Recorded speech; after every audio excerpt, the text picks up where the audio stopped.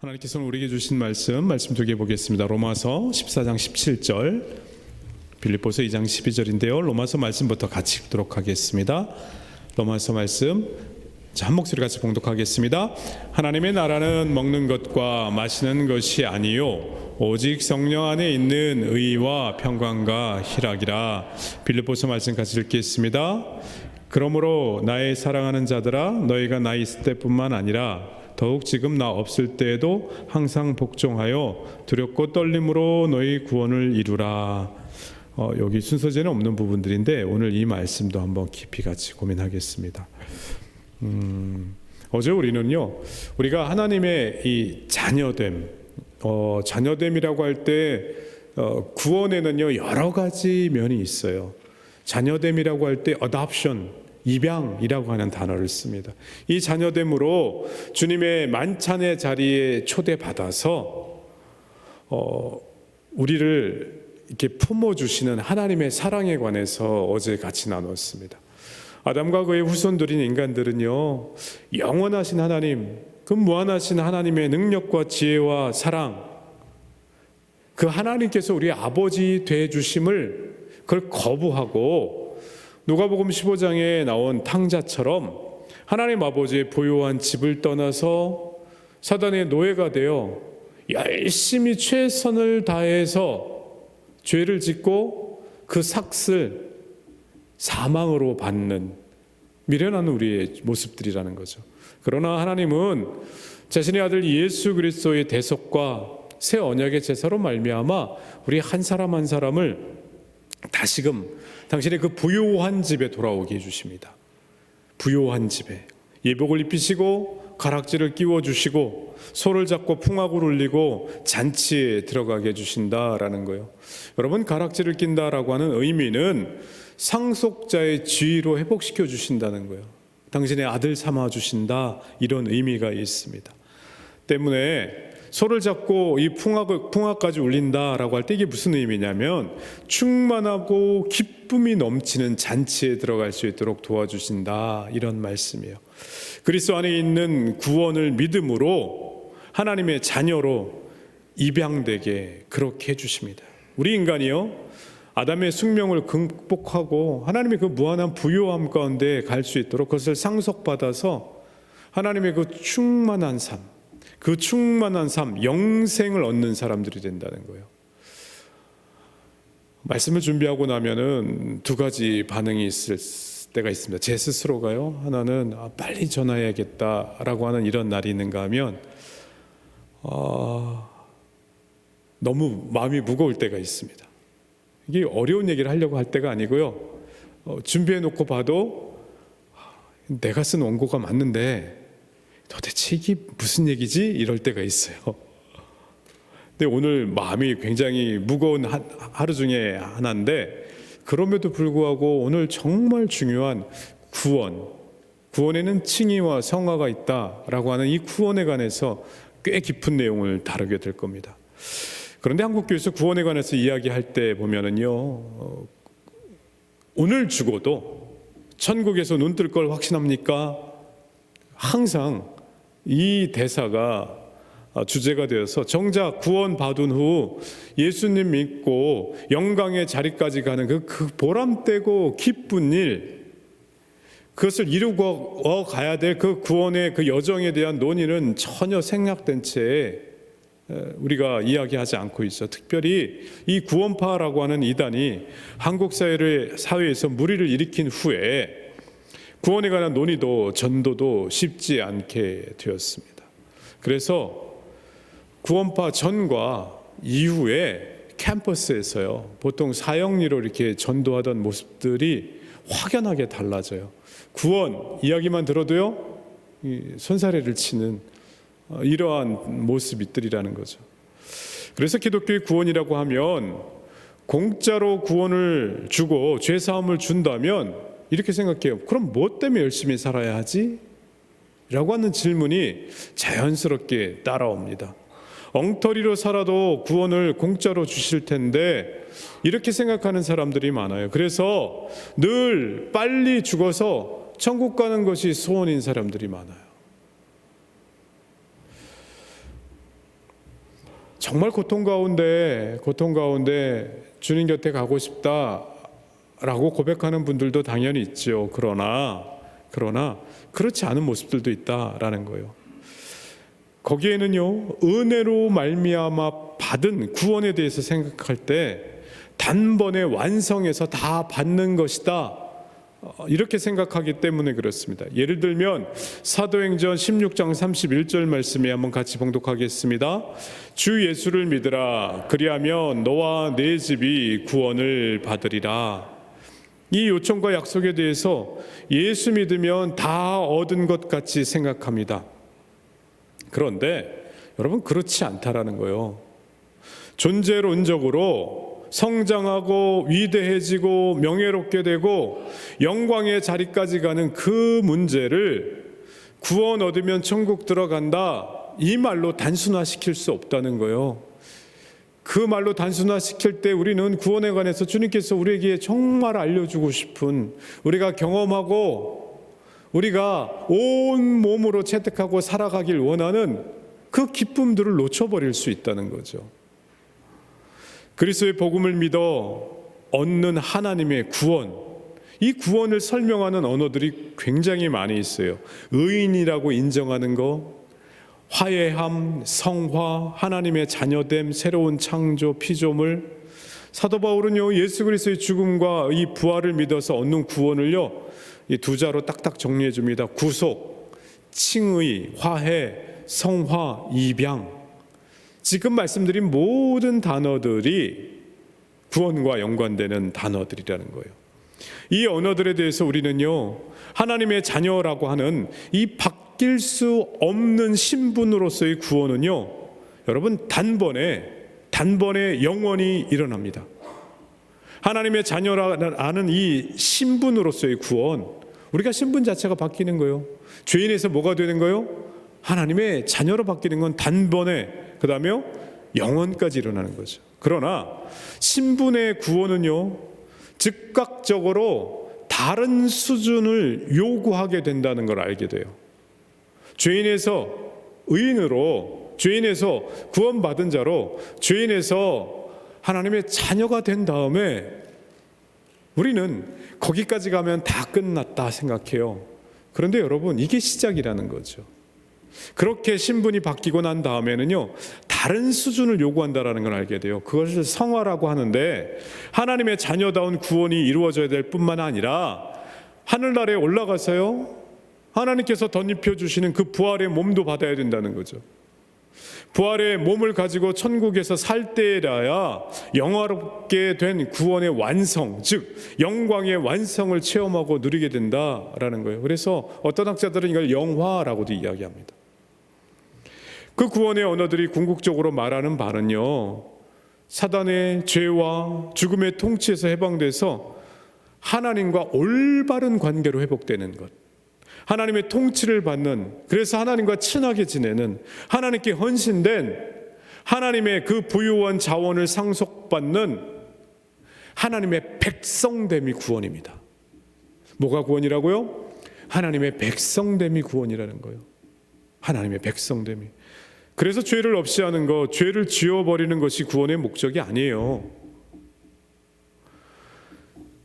하나님과 분리되어 있던 데서 다시금 하나님과 연결됨으로 하나님께서 정말 우리를 통해서 하시고자 하는 그 일들 가운데 우리를 내어드릴 때 진정한 구원의 삶을 우리가 살아갈 수 있다라는 거예요. 우리는 꽃감 빼먹듯이 예수 믿고 천당 간다, 다 끝, 됐어요, 이렇게 얘기해요. 정말 우리 성경 말씀을 통해서 우리에게 주시는 것은요, 다시금 하나님과 연결됨으로 하나님이 인간에게 원래 하시고자 했던 그 일들을 이루어드리는 일상을, 매일의 삶을 살아가라고 하는 것, 그것이 구원이라는 겁니다. 하나님을 모르고 예수님을 믿지 않는, 즉 구원을 받지 않는 사람들의 현실 상태에 대해서는요, 가만히 보면 그런 사람들은 하나님에게서 끊어져 있는 자, 즉 생명에서 끊어진 자, 이렇게 말할 수 있습니다. 예수님 믿고 나면 알고 고백하게 되지만 하나님은 창조주고 심판자고 모든 존재와 같이 유일한 원천이 되신다라는 거예요. 그러니까 죄인이라는 게 뭐예요? 하나님과 있고 관계가 끊어져서 이 땅에서 뿌리가 뽑혀져서 혹은 그 나무 줄기에서 그 가지가 끊어져서 땅의 뒹굴므로 생명으로부터 분리되었기 때문에 완벽하게 소멸되고 부패할 수밖에 없는 존재라는 거죠. 그러나 반대로 누가복음 15장 말씀처럼 우리가 잔치에 들어가게 될 때 우리에게 주어지는 것이 무엇일까요? 어제 나눈 말씀 중에 장차 하나님 나라의 잔치에 참여하게 되므로, 다른 말로 하나님의 상속자가 된다, 이렇게 말씀드렸어요. 그래서 우리가 받게 되는 게 뭐냐면 하나님의 무한한 자원, 그 충만한 자원에 참여해서 얻게 되는 생명이 있다 말씀드렸어요. 그게 뭐라고요? 영생이라고 말씀드렸습니다. 보통 영생이라고 하면 어제도 설명드렸어요. 무한히 지속되는 생명을 갖는 것, 그것이 영생인 줄 우리가 착각한다는 거예요. 그런 의미도 있어요. 그러나 그것만 생각한다면 부족한 이해예요. 반밖에 이해를 못한 거라는 거죠. 영생이란 문자적으로 무슨 뜻이에요? 오는 세대의 생명이란 뜻입니다. 유대인들은요, 이 세대가 끝나고 새로운 앞에서 오는 세대, 그때의 삶이 있다 생각합니다. 오는 세대는요, 하나님 나라가 완성되는 종말이죠. 그때 그 생명은 하나님 나라의 생명, 곧 하나님의 충만에 참여하는 생명이 된다는 거예요. 여러분 생각해 보세요. 우리가 계속 끊어졌다라고 하는 개념을 놓치시면 안 돼요. 끊어졌는데 하나님과 접속이 됐고 붙게 됐어요. 우리 안에 하나님의 그 충만함이 흐르게 되잖아요. 그 충만함의 생명을 갖게 된다는 거예요. 그러므로 시간적으로도 하나님의 영원에 참여하는 것이 되겠지만 하나님의 온전한 사랑에 참여하는 그런 참 기쁨을 갖게 된다는 거예요. 그렇기에 영생은 내용적으로 말하자면, 여러분, 내가 하나님께 딱 연결됐어요. 그래서 새로운 생명을 갖게 됐어요. 그래서 영생을 뭐라고 이야기하냐면요, 신적 혹은 하나님적 생명이라고 이야기합니다. 이게 적적이라고 하는 게 이게 일본식 표현이죠. 근데 더 좋은 표현을 찾기가 어려워요. 하나님과 같은 생명이라는 거예요. 사도 바울은요, 이 생명을 얻는 구원을요, 뭐라고 이야기하냐면 하나님의 형상인 하나님의 아들 그리스도 예수와 같은 형상이 되는 것을 영생을 얻는다, 이렇게 얘기해요. 하나님의 영광을 얻는다라는 거죠. 이것은 우리가 피조물의 그 한계성을, 그 결핍을 넘어서 하나님과 같이 됨을 의미합니다. 예수 그리스도의 형상을 입는 것, 모양만 닮아간다는 거예요? 아니요. 하나님과 같이 된다는 거죠. 그런데 여기서 질문이 있어요. 우리의 원죄의 가장 핵심이 뭐예요? 전지하신 하나님처럼 되기 원했다라는 것, 그게 죄고 잘못이다 말씀드렸습니다. 창조주 하나님께 대항하여 자기를 주장함으로써 하나님같이 되고자 했던 첫 아담의 길을 가길 원해서가 아니라, 여기서 하나님같이 된다라고 하는 것은요, 방법이 달라요. 내가 하나님과 동일한 수준의 전지전능을 먹고 싶다, 다 알고 싶다, 그런 하나님같이 되는 것이 아니라 이 영생과 연관된 하나님같이 된다라고 하는 말의 뜻은요, 하나님께 철저히 순종해서 하나님의 그 이름을 얻은 마지막 아담 예수 그리스도를 본받아서 하나님 나라에 철저히 순종하고 의존하고 가는 것, 이때 우리가 하나님처럼 된다, 이렇게 말씀해 주십니다. 오늘 말씀에 부제가 있어요. 그것은요, 구원받은 자의 일상이라고 하는 제목입니다. 일상이라고 하는 개념이 들어갈 수 있는 위치는요, 즉각적인 구원의 개념, 이건 칭의라 그래요. 죄인에서 뭐요? 하나님 자녀가 되는 것. 그 다음에 점진적인 구원의 개념이 있습니다. 성화라는 거죠. 하나님이 자녀가 된 다음에 그 자녀로서 자녀의 모습으로 살아가는 모습입니다. 구원을 말할 때 반드시 개인의 일상의 문제를 충분히 이해할 수 있어야 됩니다.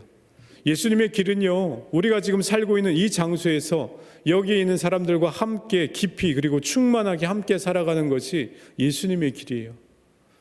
성도의 일상을 말할 때 세상과 구별되는 것은 맞지만, 세상 안에서 지금 이 장소에서 지금 여기 나와 마주하는 사람들과 함께 하는 것, 일상에 대한 모범을 보여줘야 하는 것이라는 거예요. 여러분, 칭의와 성화 사이에 일상이 항상 있다라는 거예요. 오늘의 현실, 나의 현장으로부터 그 안에서 우리는 참된 구원의 모습을 살아가야 할 의무가 있다, 이렇게 말씀드립니다. 그런데 이 칭의와 성화라고 하는 두 용어들은요, 그리스도의 대속의 은혜를 힘입어 하나님과 올바른 관계가 회복된 하나님의 백성들을 지칭하는 것과 동의어기도 해요. 같은 말이기도 해요. 칭의는 하나님에 대한 불순종으로 인해 하나님과 관계가 단절된 우리가 그 죄에 대한 사면과 하나님과의 어떤 이 관계 회복, 하나님의 은혜로 그리스도 안에서 이루신 그 구원의 복음을 믿음으로 얻게 되는 것을 칭의다, 이렇게 이야기해요. 우리가 예수 그리스도를 나의 구주로 받아들일 때 주님의 자녀가 되죠. 그걸 뭐라고 이야기한다고요? 칭의다라는 거죠. 성경에서요, 믿음으로라고 하는 단어가 나오면 그것은 뭐라고 생각하시면 되냐면요, 여기서 이 방향 잘 잡으셔야 돼요. 믿음으로라고 하는 단어가 나오면 내가 믿음이 적으니까 이렇게 생각하시면 안 돼요. 내가 믿음을 더 굳건히 해야 돼, 이 방향으로 나가시면요, 정말 잘못된 신학 가운데 서 계신 거예요. 성경에서 믿음으로라고 하는 단어가 나오면 어떻게 생각하시면 되냐면 우리의 행위로 인한 것이 아니다, 이렇게 번역하시면 돼요. 한번 따라해 보세요. 우리의 행위로 인한 것이 아니다. 이게 뭐라고요? 성경에 믿음이라고 하는 단어가 나오면 여러분 그렇게 딱 생각하세요. 믿음이라는 단어를 딱 보면 내 행위로, 내 노력으로, 내가 가진 능력으로 뭐 할 수 있는 것이 아니구나. 어떤 단어를 보시면요, 믿음이라고 하는 단어를 보시면 여러분들이 뭘 해내야 된다라고 하는 의미가 아니에요. 믿음으로 구원받는다, 이것의 의미는요, 내 행위로 구원받는다가 아니라는 의미예요. 정말 중요한 얘기인데요, 다른 거 다 잊으셔도요, 이것만 마음에 품고 가셨으면 좋겠습니다. 에베소서 말씀이에요. 에베소서 2장 8절 말씀 우리 한번 같이 읽어볼까요? 너희는 그 은혜에 의하여 믿음으로 말미암아 구원을 받았으니 이것은 너에게서 난 것이 아니요 하나님의 선물이라. 신학의 가장 핵심적인 부분들을 우리가 다룰 때 대부분의 모든 소스는 에베소서와 로마서에서 나올 때가 많이 있어요. 이 에베소서 말씀 우리는 이미 본 말씀이에요. 구원을 위해서는요, 은혜와 믿음 둘 다 필요합니다. 은혜도 필요하고 믿음도 필요하다는 거죠. 하지만 구원의 직접적인 원인은 by grace예요. 은혜로 구원받는다라는 거죠. 근데 오늘 말씀 여기 보면은요, 은혜에 의하여 구원받았다라고 말씀하시면서 또 하나 뭘 통해서요? 믿음을 통해서, 즉 믿음을 수단으로 구원받았다라고 하십니다. 그러면 여러분, 왜 믿음을 언급하실까요? 왜 그러면 믿음을 요구하실까요? 그 부연 설명이 로마서 3장에 나옵니다. 3장 28절 같이 읽겠습니다. 그러므로 사람이 의롭다 하심을 얻는 것은 율법의 행위에 있지 않고 믿음으로 되는 줄 우리가 인정하노라. 믿음으로라고 하는 것은 무슨 뜻이에요? 율법의 행위와는 다른 수단으로 우리를 구원하시겠다, 이런 의미예요. 믿음으로 구원받는다라고 하는 것은요, 은혜를 강조하기 위함이라는 거예요. 믿음으로 구원받는다라고 이야기하는 것은요, 은혜를 더 부각하기 위함이라는 거예요. 내가 가진 믿음이 이 정도밖에 안 되니까 난 구원 못 받는다, 그런 차원이 아니라는 거예요. 성경에서 믿음이라고 하는 단어를 보시면 여러분 자연스럽게 은혜를 떠올리시면 돼요. 내 공로가 아니고 내 능력이 아니고 정말 은혜로 구원받는 것이구나 라는 겁니다. 성화는 그렇다면 그리스도로 구원받은 자의 이 수준의 변화를 요구합니다. 그리스도로 구원받은 자의 뭐의 변화를 요구한다고요? 수준의 변화를 요구한다고요. 칭의는 뭐요? 내가 예수 그리스도를 나의 구주로 받아들인 순간 신분이 바뀌는 거죠. 성화는 뭐요? 신분 바뀐 우리가 이 땅 가운데 그 신분으로 그냥 살아가는 것이 아니고 이 수준에서 더 높은 수준으로의 그 수준의 변화를 요구하는 것을 성화다, 이렇게 이야기합니다. 성화는 구원 얻은 자들에게 베푸신 그 능력으로 예수 그리스도 우리를 묶고 그리스도의 장성한 분량이 충만한 데 이르기까지 우리에게 부어주시겠다라고 하는 하나님의 약속이고 사랑이에요. 우리를 누구하고 묶는다고요? 예수님과 같이 묵는다고요. 에베소서 4장 13절 말씀 한번 같이 읽겠습니다. 우리가 다 하나님의 아들을 믿는 것과 아는 일에 하나가 되어 온전한 사람을 이루어 그리스도의 장성한 분량이 충만한 데까지 이르니라. 그리스도의 장성한 분량이 충만한 데까지 이른다라는 거죠. 그 이유를요 4장 15절에 또 증거하고 있습니다. 오직 사랑 안에서 참된 것을 하여 범사에 그에게까지 자랄지라. 그는 머리니 곧 그리스도라. 하나님께서 우리를 예수 그리스도와 함께 묶어서 우리가 예수 믿기 시작해서 여기에 머무는 것이 아니라 그리스도의 장성한 분량에 충만한 데까지 성장해 나아가도록 이르게 해주시겠다, 이렇게 말씀하십니다. 바로 그분이 머리시기 때문에 그렇다라는 거예요. 머리로부터 온 몸이 명령을 받으며 필요와 내용과 수준과 목표를 요구받고 있다는 거죠. 머리가 요구하는 데까지 가게 돼 있다는 거예요. 성경에서 그런데 어느 교회에는 바울이 칭의를 계속 강조하고 어느 교회에서는 성화를 계속 강조합니다. 구원이라고 하면 칭의와 성화를 다 이야기하는 거예요. 바울이 고린도와 데살로니가의 그리스도인들에게 보낸 편지에 보면은요 성화에 관한 언어를 계속 씁니다. 왜냐하면 거기에 있는 교인들은요 다 예수 그리스도를 믿었는데 다시금 이게 믿은 것이 제대로 믿은 것이냐 아니냐 이런 논의가 있기보다는 그 가운데 우상 숭배와 음행들이 끊이지 않았어요. 예수 믿는다라고 하면서 참 성화된 그리스도의 장성한 분량까지 자라가는 모습들이 없으니까 어떻게 살아가야 될지 성화에 관한 모습을 이야기합니다. 그런데 또 어떤 교회에서는 사도 바울은요 분명히 예수 그리스도를 믿는 그리스도인들이라고 하는데도 계속 예수를 나의 구주로 받아들이는 칭의에 관해서 계속 얘기해요. 왜요? 그 교회 형편이 그렇기 때문에. 유대에서 온 율법학자들이 말하는 그 얘기에 혹 넘어가서 내가 예수를 믿음은 뭐라고요? 은혜로 받아들였는데 주님이 날 구원해 주셨는데 저 사람들 이야기 들어보니까 내가 율법 생활을 안 하고 있잖아? 나 구원받은 거 아닌 것 같아. 이렇게 헷갈리니까 계속 그 교회는 뭘 얘기해요? 칭의에 대해서 이야기합니다. 기독교의 구원론은요 예수 그리스도로 말미암은 구원이 칭의와 성화를 포함한다고 말합니다. 신분으로서의 신자됨을 의미하는 칭의와 수준 있는 신자됨을 의미하는 성화, 이 둘을 모두 포함하는 구원을 born again, 중생이라고 이야기하는 거예요. 즉 중생이란 죄로부터 구원받은 새 사람으로의 변화를 이야기해요. 이 변화는 의로워진 것이고 의로운 사람으로 출생한 것입니다. 그래서 구원에는요 죄로부터의 구원인 칭의와 이제 새로운 사람, 의로운 사람으로서 살아가길 출발하는 성화, 이 두 가지가 있다라는 거예요. 그래서 구원에 포함되는 이 성화는요 내가 예수 그리스도를 믿음으로 어떻게 해요? 죄로부터 구원받은 사람이 의롭다 됐잖아요. 이제 살아가기 시작하잖아요. 이제 거기서 시작한다, 출생한다, 시작한다라고 하는 차원에서는 어떻게 해요?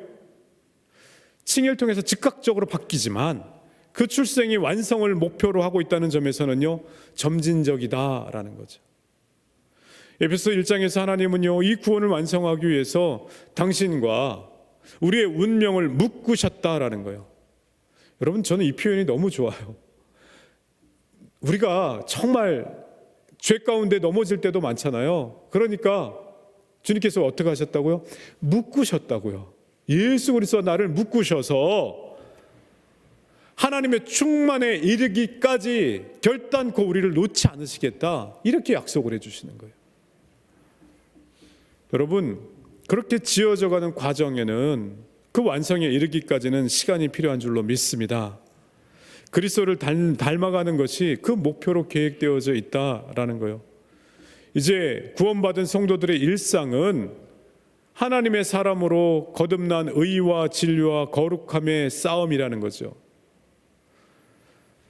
성도의 인생이 신앙의 승리로 간다라고 하는 것은요 외적인 업적과 공로의 문제가 아니라 내적 신앙 인격의 연관되어 있는 부분들이 많이 있습니다. 즉 구원 안에서 칭의와 성화의 내용이 포함되어 있다라는 거예요. 우리가 일상을 살아가는데 항상 이 칭의와 성화 사이에 항상 우리의 개인의 일상들이 담겨져 있습니다. 그런데 여러분, 구원 얻은 우리가 칭의와 성화 사이에 그 개인의 일상이 형편없었을 때는, 형편없게 될 때는 어떻게 될까요? 예수 믿는다고 하고 신앙생활도 하는데 정말 예수 믿는가 싶을 정도로 형편없는 모습이에요. 많은 성도가, 많은 신자가 예수 믿으면 천국 들어간다라고 하는 사실을 알고 나옴부터는요, 조금 쉽게 살아가려고 할 때가 많이 있습니다. 예수 믿고 천국 갈 것을 확신한 다음부터는요, 어떤 목사님이 이렇게 표현했습니다. 배짱 속에서 휴가를 보내는 것 같은 그런 느낌인 성도들이 많다는 거죠. 빌립보서 2장 12절 말씀 한번 같이 읽겠습니다. 그러므로 나의 사랑하는 자들아, 너희가 나 있을 때뿐 아니라 더욱 지금 나 없을 때에도 항상 복종하여 두렵고 떨림으로 너희 구원을 이루라. 이 말씀은 빌립보 교회 교인들에게 쓴 사도 바울의 편지 일부분이에요. 그들은 이미 구원을 얻은 자들이었죠. 그런데 예수님을 믿고 하나님의 자녀가 된 자들에게 구원을 이루라 이렇게 얘기해요. 그것도 두렵고 떨림으로 너희 구원을 이루라 이렇게 이야기합니다. 구원이 취소될 수도 있으니 두렵고 떨림을 말하는 것, 그렇게 주장한 학자들도 있어요. 그러나 이 말씀을 가만히 보면 두렵고 떨림을 말하는 것이 아니라 뭐 때문에요? 내가 받은 구원이 취소될까 봐 그것을 말하는 것이 아니라 우리에게 시작되고 허락된 구원이 얼마나 놀랍고 굉장한 것인가를 놓치지 말라라는 거예요. 구원받은 자로 이 땅을 살아가는데 아무 감격 없이 살아가지 말고, 구원받은 자로 이 땅을 살아갈 때 그 구원이 얼마나 놀랍고 굉장한 것인가를 놓치지 말라 이렇게 말씀하십니다. 하나님 아들 예수 그리스도께서 우리를 대신하여 죽으심으로 허락하신 은혜이고 사랑으로 주신 복이기 때문에 가볍게 생각하지도 말고 쉽게 생각하지도 말라라고 하는 의미에서 두렵고 떨림으로 너희 구원을 이루라 이렇게 말씀하고 계십니다. 구원을 이루라라고 하는 표현은요, 예수 믿고 하나님의 자녀가 되라 라고 하는 그런 내용이 아니에요. 여기 다 이미 예수 믿는 빌립보 교회 교인들에게 한 얘기예요. 무슨 얘기냐면 하나님의 자녀라고 하는 신분으로서의 구원을 얻은, 이미 칭의받은 의인이라고 칭의받은 사람으로서 그 신분에 걸맞는 수준이 되라 이런 부탁입니다. 그 신분에 걸맞는 신앙의 수준이 되라. 자신의 구원을 확신하며 윤리적인 책임, 곧 예수 그리스도의 구원의 통치에 순종해서 의로운 삶을 살아가야 되는 그 의무를 저버린 사람 모두에게 적용되는 말씀이라는 거예요. 예수 믿고 구원의 확신까지 있는데 일상의 삶을 살아갈 때 예수 믿는 흔적이 보이지 않아요. 지금 그런 사람들에게 주신 말씀이에요. 두렵고 떨림으로 그 구원을 이루어가라 이렇게 말씀하십니다. 다윗이 골리앗을 물리친 사건 이후에 이 사울에게 쫓겨서 심하게 고생합니다. 그러면서도 한 번도 하나님을 원망하지 않아요. 사울이 죽고 나서 왕이 돼서 나라를 확장한 다음에 하나님 앞에 본인이 하나님의 성전을 짓겠다라고 하는 아주 기특한 이야기를 하죠. 그 기특한 이 이야기에 하나님께서 다윗에게 영원한 왕권을 약속해 주십니다. 그렇지만 그 왕권이요, 골리앗을 물리친 다윗의 신앙이나 주님 앞에 가진 그 진심의 헌신들 때문에 내 마음이 정말 진심이고 그 헌신된 모습이 너무 좋으니 내가 보상으로 이걸 줄게 이렇게 말씀하신 게 아니라는 거예요. 도리어 하나님은요, 다윗에게 내가 언제 나를 위하여 집을 지으라고 했느냐 이렇게 반문하십니다. 이런 가운데 다윗이 깨달아요. 밧세바의 간음 사건 이후에 하나님은 하나님께 우리가 드려야 할 것이 무엇인가를 다윗이 시편에서 굉장히 많이 고백합니다. 하나님께 드려야 할 것이 나의 거룩한 것, 의로운 것, 인간이 최대한 세워 드릴 수 있는 것을 하나님께 드려야겠다. 그렇게 고백한 것 같지만 아니요. 다윗은 그렇게 고백하지 않았어요. 하나님께서 다윗에게 구하는 제사는요, 상한 심령이라는 것을 깨달았어요. 뭘 깨달았다고요? 상한 심령이라고요. 구원받은 다윗이 본인이 하나님께 드릴 것은 상한 심령임을 깨달았다라는 거예요. 성화의 삶 속에 우리가 살아가고 있다 해도 우리가 주님께 드릴 것은 상한 심령이고, 또 우리가 주님께 드릴 것은 두렵고 떨리는 마음인 줄 믿습니다. 주님, 내 마음 가운데 구원의 감격이 다 사라졌어요. 정말 어려운 일 겪으면서 내가 신앙생활 하는 사람인지 헷갈릴 때가 너무나 많아요. 그렇게 고백하는 분들 많아요. 저는 그래서 청소년분들 가르치고 할 때 두 가지를 꼭 놓치지 말라고 많이 가르쳤어요. 하나는 주일 성수고, 하나는 말씀 묵상 큐티예요. 주일 성수가 여러분 하도 외치는 교회들이 많으니까 저는 일부러 이야기 안 하는데,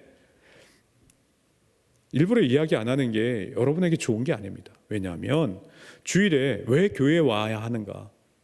약하고 어리석고 그냥 놔두면 죄의 길로 달려갈 수밖에 없는 것이 우리네 인생이라는 거예요.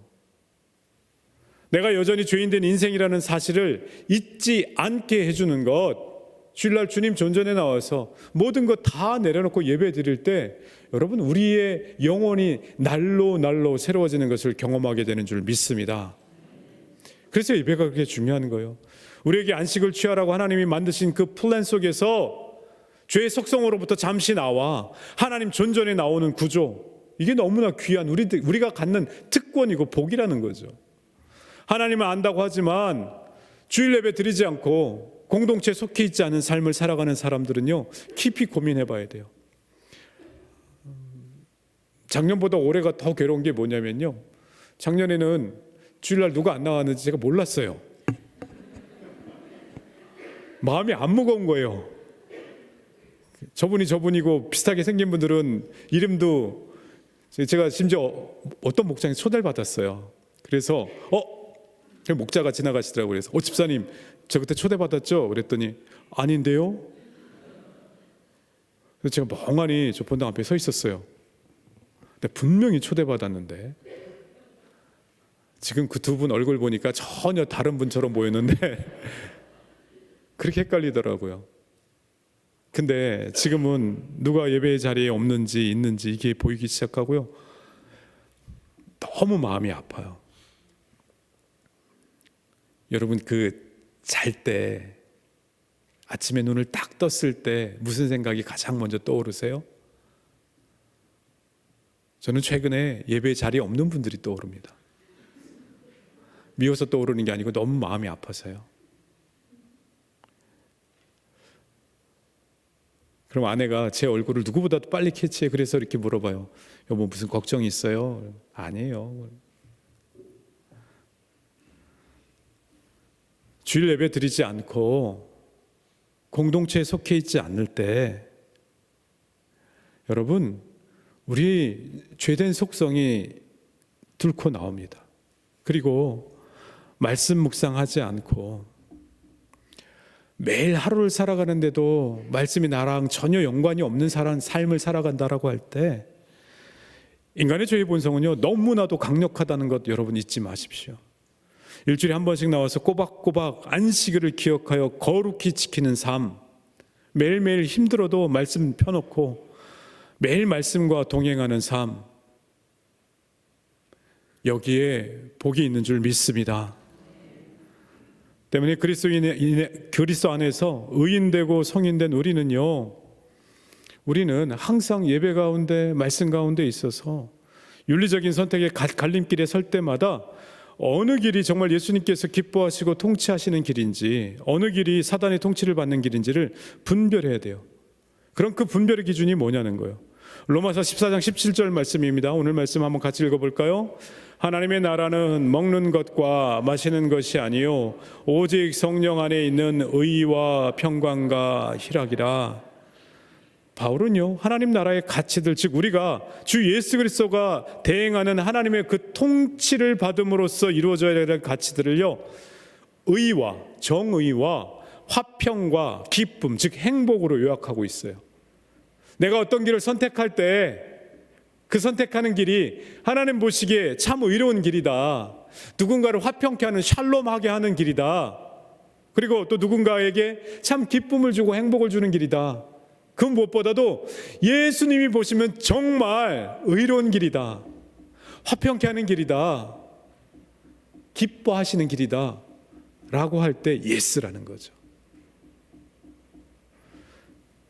성화의 삶 가운데 우리가 선택해야 될 길이다라고 이야기합니다. 거기서 우리는요, 사탄의 통치는 그 반대로 우리로 하여금 불의와 갈등과 고난을 증대하는 길이다라고 하면 그게 사탄의 길이라는 거예요. 다시 한번요, 갈등과 불의와 고난이요, 이걸 뒤집으면 되는 거죠. 의의 반대는 뭐예요? 불의죠. 화평의 반대는요, 갈등이죠. 기쁨과 행복의 반대는요, 고난이라는 거예요. 하나님께서 원하시는 길이 아니라는 겁니다. 2009년도에 이 조지 바나 그룹에서 각 교회 교인들에게요 물어봤어요. 뭘 물어봤냐면, 당신의 교회에서는 건강하며 영적으로 성숙한 그리스도의 제자로 어떻게 살아가야 되는지 길들을 제시해 줍니까? 이렇게 물어봤어요. 근데 미국에 있는 대부분의 교회에서요, 아니요 라고 자신 있게 대답했어요. 이게 굉장히 무서운 얘기예요.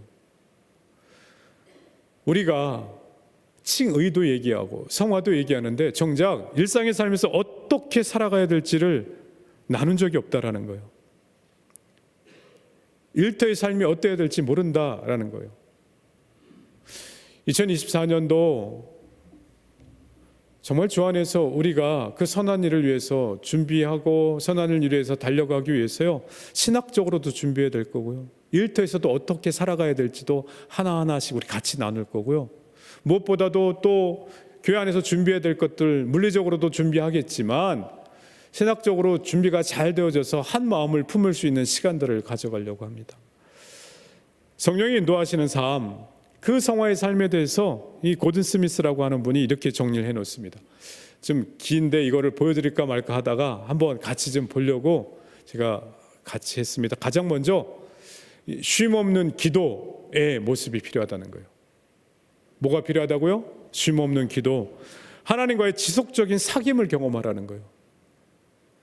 현장에서, 일터에서 일하는 이 분들도 경영학자고 이렇게 열심히 하던 이분들인데도 삶의 현장에서 제일 중요한 걸 이야기하라고 하니까요, 하나님과의 지속적인 사귐이 제일 중요하다고 이야기합니다. 비즈니스하고 옷 팔고 자동차 팔고 기계공학하고 연구소에서 연구하고 이런데 뭐가 제일 필요해요? 라고 물어보니까 하나님과의 지속적인 사귐이 필요하다고 이렇게 대답합니다. 두 번째, 일상에서 성화의 삶에 필요한 게 뭐예요? 끊임없는 감사가 필요하다고 이야기합니다. 자신이 가진 모든 것이 하나님의 선물임을 아는 자유를 경험하라고 이야기해요. 내가 가진 모든 것이 뭐라고요? 하나님의 선물이라는 거예요. 그것을 알 때 자유케 된다고 이야기합니다. 자유의 비밀이 거기 있다는 거예요. 내가 힘써서 아직까지 비즈니스에 아직까지 쌓아온 것 같지만 아니요, 그 모든 것이 뭐라고요? 하나님의 선물이었다라는 거죠. 그때 쾌재를 부르고 자유함 가운데 서 있을 수 있게 된다, 이렇게 이야기합니다. 세 번째, 아름다운 순전함, 순수하고 온전한 마음으로 하나님과 이웃을 사랑하는 것. 내 계산 때문에, 내 무슨 실적 때문에 누구에게 다가가는 것이 아니고요, 정말 아름다운 순전함으로 다가가라고요.